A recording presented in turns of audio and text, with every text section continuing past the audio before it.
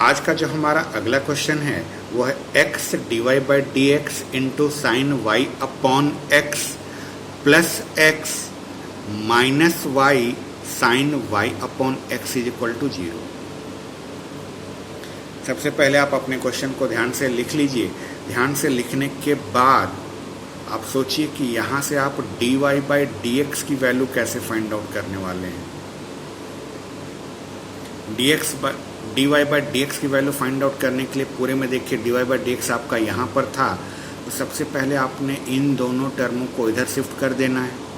इन दोनों को जब आप इधर शिफ्ट करिएगा तो आपके पास आएगा y sine y upon x minus का x। अब सोचिए dy बाई डी एक्स के साथ x और साइन y बाई एक्स, इन दोनों का multiplication dy by d x के साथ है। तो यहाँ से केवल dy बाई डी एक्स की वैल्यू निकालने के लिए आप इन दोनों को जब इधर शिफ्ट करेंगे तो ये अपॉन में आएगा।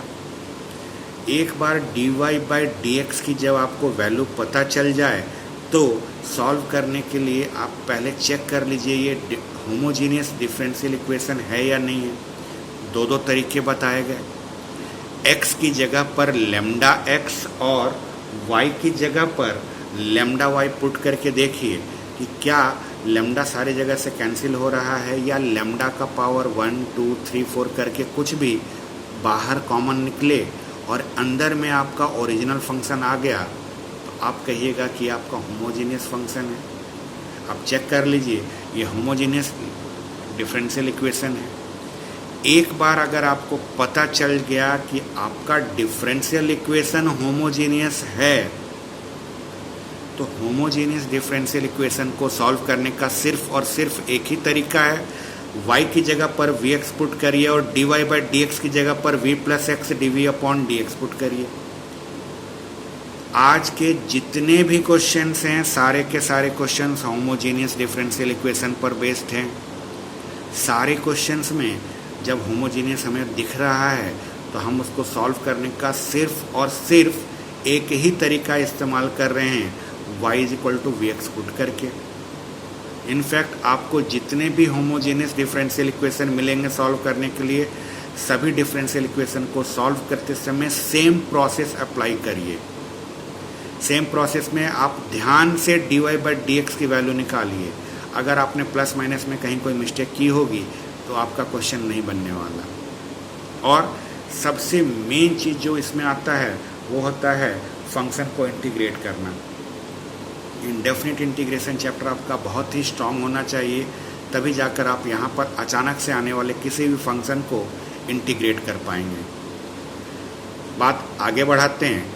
चूँकि हमें पता चल गया कि ये डिफरेंशियल इक्वेशन होमोजीनियस है और होमोजीनियस को सॉल्व करने का तरीका आपको पता है, y को vx से रिप्लेस करना है और dy बाई डी एक्स को v plus x dv upon d x से।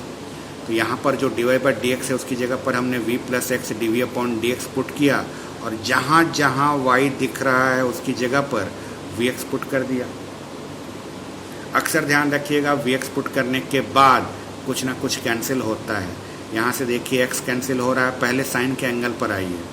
x कैंसिल होने के बाद आपका vx sine v minus x upon x sine v बचा।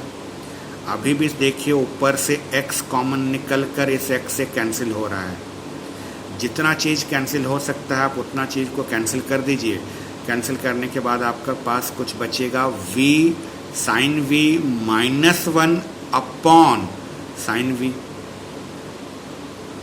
ये आ जाने के बाद आप इस v को इधर शिफ्ट करिए। इस v को जब आप इधर शिफ्ट करेंगे तो आपके पास x dv upon d x is equal to v sine v minus 1 upon sine v आया और ये माइनस का v जो आपने इधर से शिफ्ट करके इधर लाए थे। अब यहाँ एलसीएम लीजिए।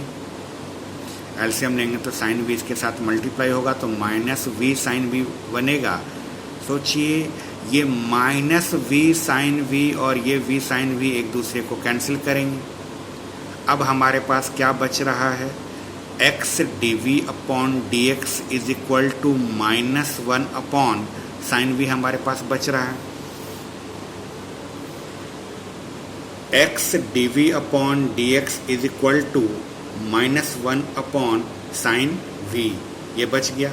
अब यहाँ से आपको v वाले टर्म को इधर शिफ्ट करना है, x वाले को आपने उधर शिफ्ट कर देना है। शिफ्टिंग करने के बाद आपके पास आ गया sine v dv is equal to -1/x dx। एक बार जब आप अपने v वाले टर्म को और x वाले टर्म को शिफ्ट कर लें, तब उसके बाद आपको करना कुछ नहीं है, बस सिंपली आप उसे इंटीग्रेट कर दीजिए। इसे जब आप इंटीग्रेट करेंगे तो integration sine v dv is equal to minus integration 1/x dx। Sine v का इंटीग्रेशन माइनस कॉस v, और ये हमारा माइनस पहले से था 1/x का log x और ये प्लस का c। इस माइनस log x को अगर आप इधर शिफ्ट कर दें तो minus cos v plus log mod x is equal to का c बचा। अब v की जगह पर हमें वैल्यू पुट कर देनी है। v की जगह पर हमने वैल्यू पुट की y/x, और इसी को लिखते समय पॉजिटिव वाले टर्म को हमने पहले लिख लिया और इसे हमने बाद में लिख लिया। तो हमारे पास आ गया log mod x minus cos y/x is equal to c, और यही है हमारा required solution. Homogeneous differential equation के जितने भी क्वेश्चंस आपने देखे, सभी क्वेश्चंस को सॉल्व करने का तरीका आपने देखा सेम है। सबसे पहले आपका जो भी डिफरेंशियल इक्वेशन हो, चाहे इसके पहले के जितने भी क्वेश्चंस आपने देखे हों, हर एक क्वेश्चन में हमने जो भी डिफरेंशियल इक्वेशन गिवन था उस डिफरेंशियल इक्वेशन को हमेशा dy/dx के फॉर्म में चेंज किया। dy/dx के फॉर्म में चेंज करने के बाद दो तरीके समझाए गए आपको चेक करने के कि ये होमोजीनियस है या नहीं है। एक बार अगर आपको पता चल गया कि ये होमोजीनियस है, सॉल्व करने का इकलौता यही एक तरीका होता है। बस y को आप vx से रिप्लेस करें और dy/dx को v प्लस x dv/dx से रिप्लेस करें। रिप्लेस करने के बाद राइट हैंड साइड में से ज़रूर कुछ ना कुछ कैंसिल होता है। कैंसिल वगैरह करने के बाद इस v को आप इधर शिफ्ट करें। लगभग हर एक क्वेश्चन में देखिएगा v जो है इधर शिफ्ट हो रहा है हमारा।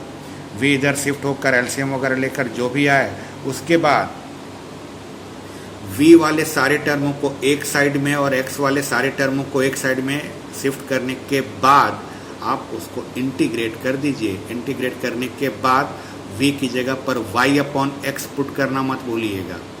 y/x पुट करके अगर एलसीएम लेकर कुछ सॉल्व करने की बारी आती है तो आप उसे सॉल्व करें, और उसके बाद जो आपके सामने आएगा वही उसका रिक्वायर्ड सॉल्यूशन कहलाता है।